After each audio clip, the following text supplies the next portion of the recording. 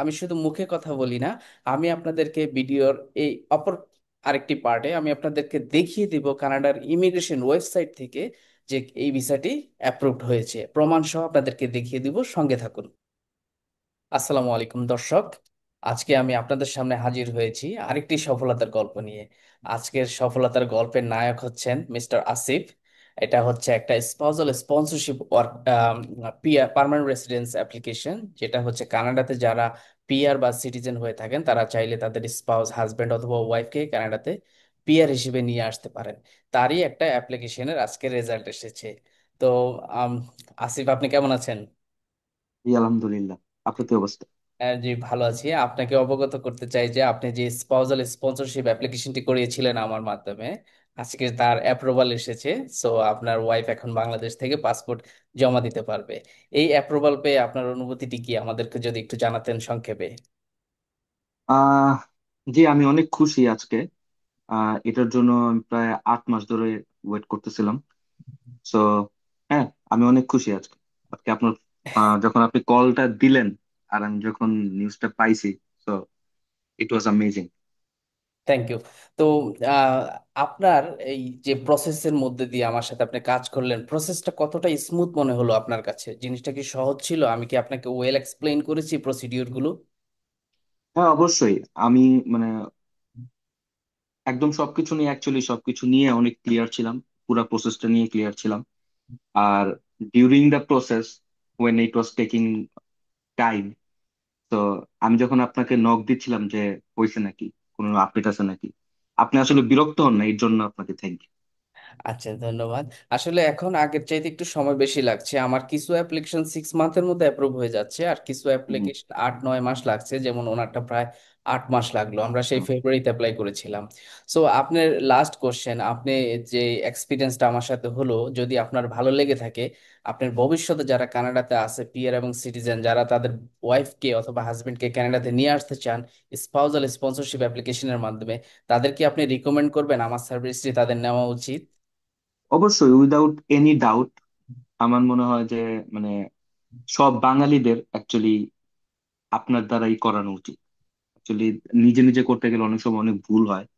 যেহেতু আপনি একজন প্রফেশনাল, প্লাস আপনি বাংলাদেশি, সো আমি মনে করি যে আপনার অ্যাকচুয়ালি সবাইকে এই হেল্পটা করা উচিত। অবশ্যই, আপনারা যারা আমাদের দেশীয় ক্লায়েন্ট, তারা আমাদের সাথে অলওয়েজ নিজের ভাষায় কথা বলতে পারবেন, যাতে করে আপনার কাছে প্রসিডিউর গুলো বুঝতে অনেক সহজ হবে। এবং আমি সব সময় অ্যাক্টিভ থাকি আপনাদের কোয়েরিজ গুলো রেসপন্স করার জন্য। তো আমার মাধ্যমে যদি আপনি করে থাকেন, অত্যাধিক হাই কোয়ালিটি একটি সার্ভিস আপনি পাবেন। এবং আপনাদের অনেক সময় ছোট ছোট মিস্টেকের কারণে কিন্তু আপনাদের স্পাউজাল স্পন্সরশিপ অ্যাপ্লিকেশনটি রিজেক্ট হয়ে যেতে পারে, হ্যাঁ, ছোট ছোট মাইনর মিস্টেকের কারণে। তো সেই ক্ষেত্রে অবশ্যই আমি সাজেস্ট করবো আপনারা আমাদের থেকে প্রফেশনাল সার্ভিসটি নেবেন, যাতে করে দেখেন ওনার অ্যাপ্লিকেশনটি একটিও এডিশনাল কোনো ডকুমেন্ট চাইনি, কিচ্ছু চাইনি, ওয়ান শটে অ্যাপ্রুভড। আমার আরো যতগুলো অ্যাপ্লিকেশন আমি করেছি, সবগুলো অ্যাপ্লিকেশন ওয়ান শটে অ্যাপ্রুভড হয়ে গেছে। সামটাইমস ওরা অনেক প্রবলেম করে, ওরা বিশ্বাস করে না সম্পর্ক জেনুইন কিনা, অথবা এডিশনাল ডকুমেন্ট চায়। আমার অ্যাপ্লিকেশনের ক্ষেত্রে এগুলোর কোনো কিছু নাই। আমি শুধু মুখে কথা বলি না, আমি আপনাদেরকে ভিডিওর এই অপর আরেকটি পার্টে আমি আপনাদেরকে দেখিয়ে দিব কানাডার ইমিগ্রেশন ওয়েবসাইট থেকে যে এই ভিসাটি অ্যাপ্রুভড হয়েছে, প্রমাণ সহ আপনাদেরকে দেখিয়ে দিব। সঙ্গে থাকুন। সবাইকে ধন্যবাদ। যেটা বলছিলাম, আমি সব সময় আপনাদেরকে প্রমাণ দিই, আমি প্রমাণে বিশ্বাসী। আমি অনেকেই করে আর কি, হয়তো ওই যে ফটোশপে এডিট করে অনেকে সাকসেস স্টোরি দেয় তাদের পেজে। অনেক সময় সেগুলো ফেক হয়ে থাকে। সবারটা না, সামটাইম অধিকাংশ সময় ফেক হয়ে থাকে, বাট আমি আপনাদেরকে চেষ্টা করি একটু ভিন্ন উপায় দেখানোর জন্য। সো আমি আপনাদেরকে সব সময় চেষ্টা করি কানাডিয়ান ইমিগ্রেশন একদম অথেন্টিক সোর্স, যেখানে আমরা অ্যাপ্লিকেশন সাবমিট করে থাকি, সেখান থেকে দেখানোর জন্য। তো তারই কিছু আমি আপনাকে নমুনা আজকে দেখাচ্ছি। যেমন ধরুন, একদম লাইভ স্ক্রিন দেখাচ্ছি। আজকে হচ্ছে 23 তারিখ। 23 তারিখ হচ্ছে 2025-এর নভেম্বরের 23 তারিখ। নভেম্বরের 23 তারিখ দেখতে পাচ্ছেন 2025। আবার আপনি এখানে দেখতে পাচ্ছেন আমাদের ওয়েদার আপডেট। এই আজকে টরন্টোতে 4 ডিগ্রি রয়েছে। মোটামুটি ভালোই শীত পড়েছে টরন্টোতে। তো এখানে দেখতে পাচ্ছেন খুবই লাইভ, এখানে দেখতে পাচ্ছেন টাইম 10:53 PM। আমাদের এখানে টরন্টোতে রাত হয়ে গেছে।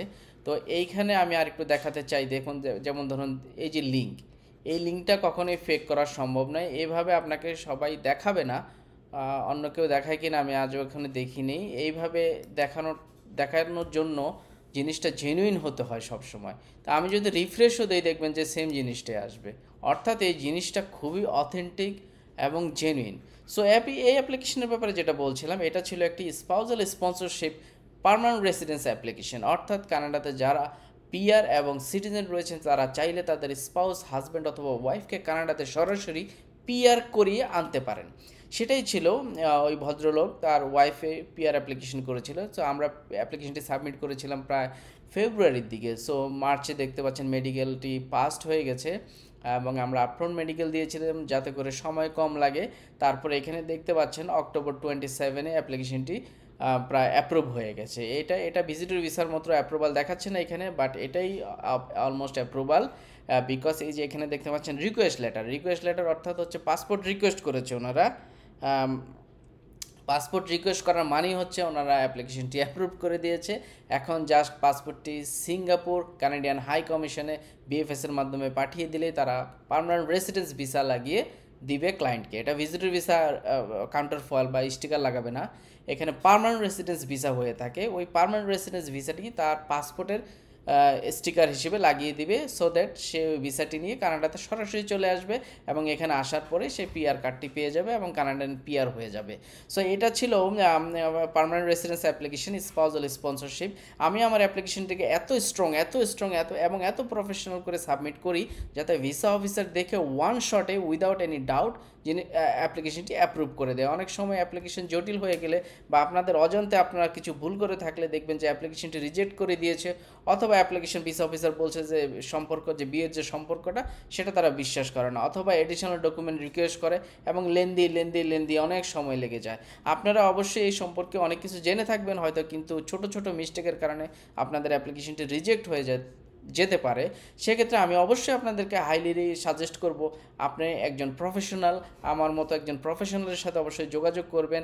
আপনার কিছু অর্থ ব্যয় হলেও আপনার জিনিসটি অনেক স্মুথ হবে। সো অবশ্যই আপনার কানাডাতে যারা আছেন, নতুন বিয়ে করেছেন বা বিয়ে করবেন, তারা অবশ্যই আমার সাথে যোগাযোগ করবেন স্ক্রিনে দেওয়া নাম্বারে, অথবা আমার কমেন্ট বক্সে আমার কন্ট্যাক্ট ডিটেলস পেয়ে যাবেন। আমার সাথে কথা বললে আমি আপনাকে এমনভাবে আশ্বস্ত করব যেন আপনি অনেকটাই কমফোর্ট ফিল করবেন, যেন আপনার অ্যাপ্লিকেশন প্রসেসটি অনেক ইজি হয়ে যাবে। তো সবাইকে অনেক ধন্যবাদ, সবাই ভালো থাকবেন।